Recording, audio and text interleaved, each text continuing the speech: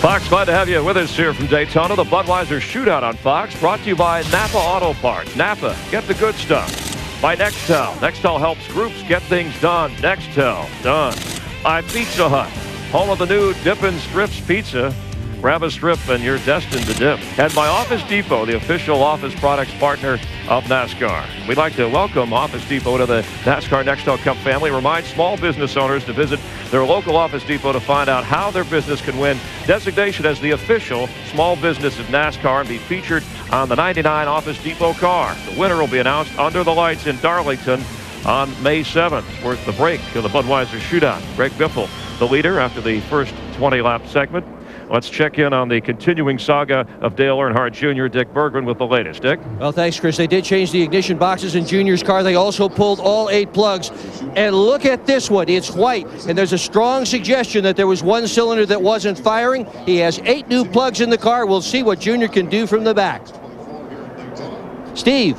Hey, Dick, just talked to some of the guys on Mark Martin's crew. This is the left rear tire that came off Mark's car. You can see the inner liner, which is a safety feature here on the super speedways.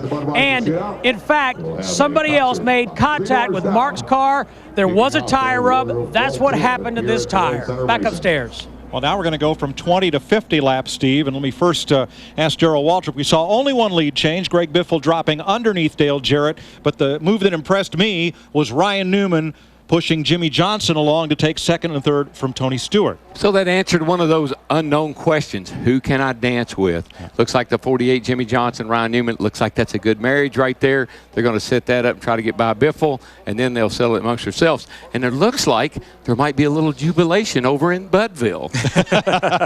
Larry, now we've got to go 50 laps. Are you going to plan your pit stop on your fuel window or maybe your tire window? Well, I think we're going to see a couple of agendas there. I talked to a lot of crew chiefs this morning. We still have 19 cars out there. The biggest thing, you want to be in there with other cars where you don't lose the draft, but you do not want to be in there with a big pack with big congestion on pit road. I think we're going to see some teams break it down to 25 and 25. I think we'll see some teams stretch it another 8 or 10 laps with hopes of getting a caution and burning those guys that pitted a little early. I'll give you a new word. Co-opetition. Co-opetition. Co-opetition. That's when the teammates are going to work together. I know one question we did answer in that first segment. It appears that the Dodge Chargers look awfully good, especially 2 or 3 of them. All right, we're getting close to going back to green, Chris, as Mark Martin rolls down pit road. All right, thanks, guys. I'm looking up co-opetition. It's not a legitimate word. It's in Waltrip's dictionary. All right, well, it's a very small dictionary. A quick recap. The night started with the feeling of a grand opening event, maybe an all-star event, with the drivers, the 20 drivers taking place. Either had to win a Bud Pole or be a former winner in this event. Fireworks, beautiful night here in Daytona, Florida. Once they got started with Dale Jarrett on the pole, led for 1 lap, and then Greg Biffle making the move, taking over, led the rest. Dale Earnhardt Jr. with problems. Yeah, right there toward the end of the deal, he lost ignition. Looked like he had to fall back. During the break, he was able to make a change and got that problem hopefully fixed. Mark Martin had a flat tire, limped on around, didn't lose a lap, so he's back on the lead lap and got a chance to challenge for the win here again. Greg Biffle winning segment 1. We have 50 laps to go, and great moves from Casey Mears and Jimmy Johnson getting him up in the top 5. We'll get ready to go here from Daytona in a moment.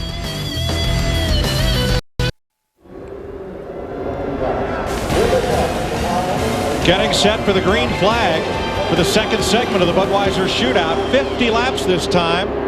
It will include a pit stop. The cars can't go that far on fuel. Green flag, Greg Biffle. And a side-by-side restart.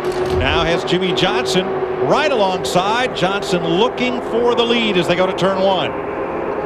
Jimmy Johnson in the 48. He has Casey Mears in the 41 behind him. Casey was part of the reason that pushed Jimmy Johnson up to the front. But look at Tony Stewart in the 20 on the high side with no help behind him. Boy, that 16 car, look at him accelerate off the second turn over there. He's got some gear laid up in that thing. And pull away from Ryan Newman. Yeah, he got a real shot. I think shot off a turn, too. I like that. That's a nice car. I like that car. This is the 5th year this race has been at the 70-lap distance. It has never had less than 6 different leaders or 6 lead changes at that distance. Tonight only Dale Jarrett and Biffle have led so far. Tony Stewart went from 4th all the way back to about 14th in 1 lap.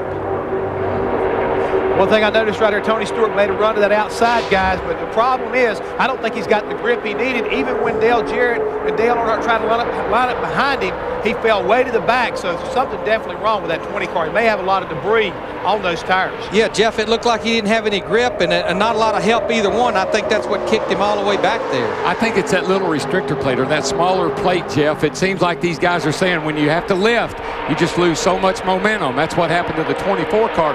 One thing I don't like, what I'm seeing, Ryan Newman is bumping Greg Biffle up in the middle of the corner, and that is not a good idea.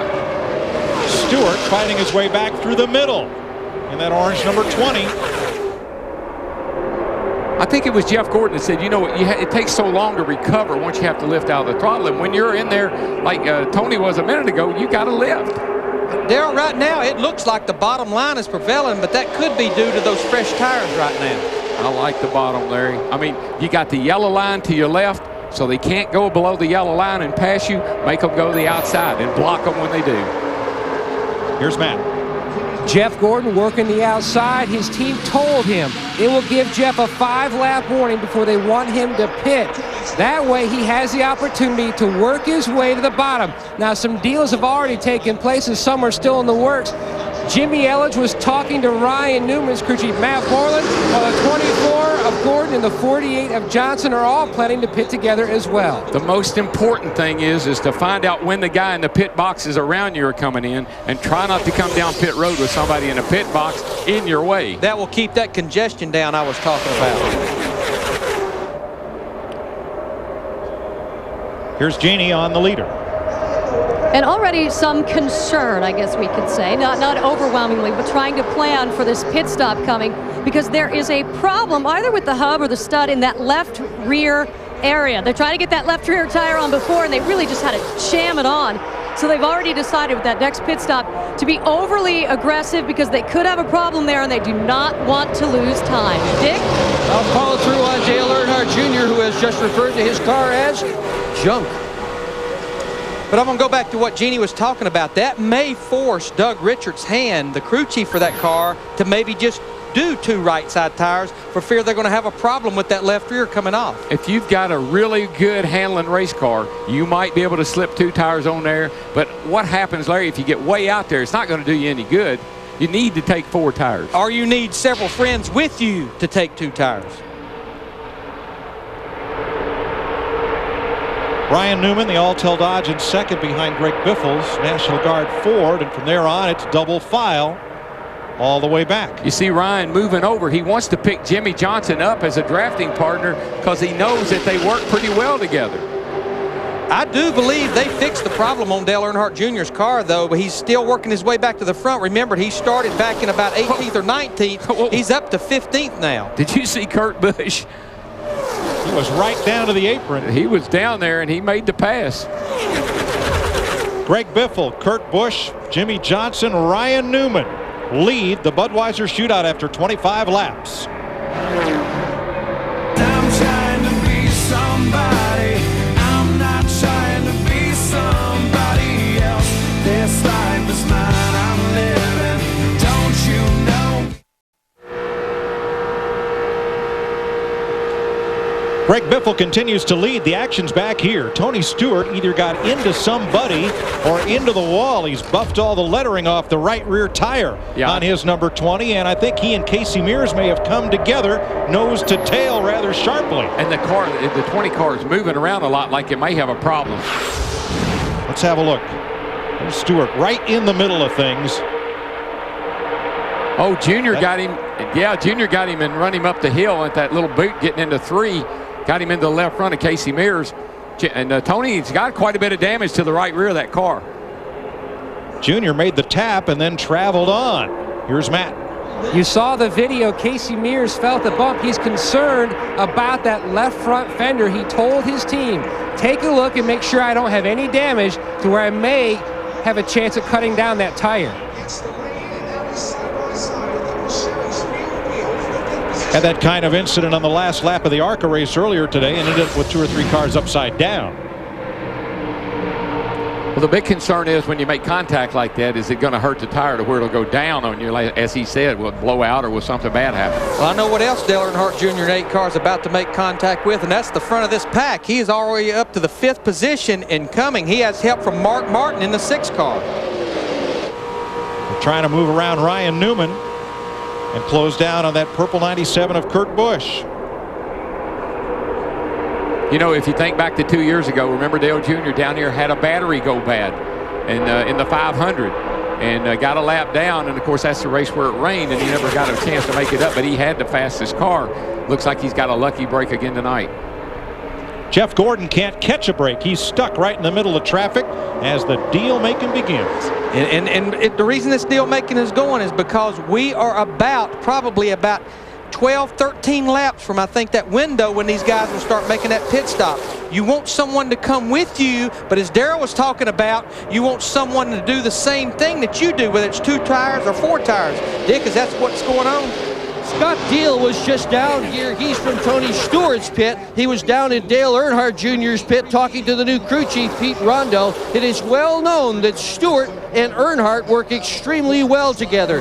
So I asked Deal if he's trying to make a deal to pit together. And he just looked at me and smiled and said, well, we're kind of talking to everybody. And have you noticed, by the way, the car Junior called junk is moving through the field. He is that, Dick. He's up to the 5th position. And you're riding with him alongside Ryan Newman for 4th place. Well, a bad DEI car down here has always been a little bit better than everybody else's. That's all I know.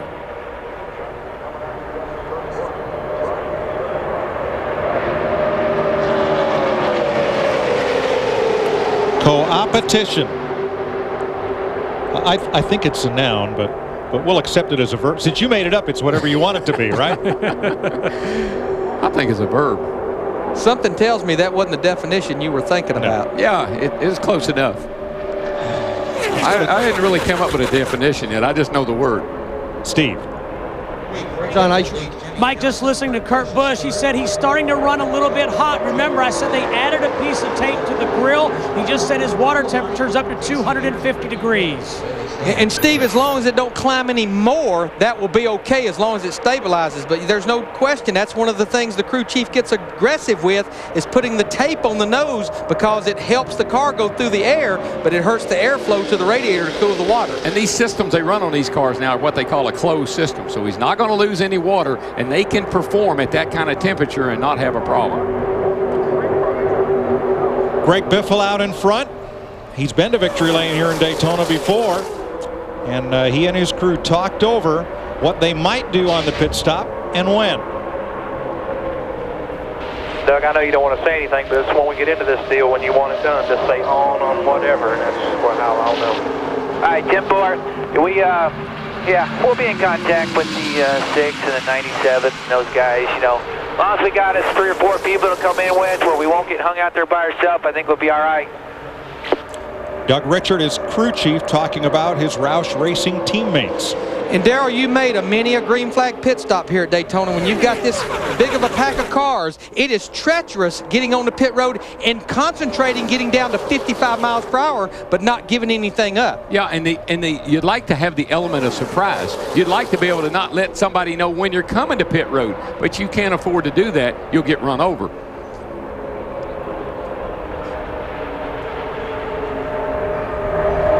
Pit stops likely when we come back. We are halfway in the Budweiser Shootout. You're watching NASCAR on Fox.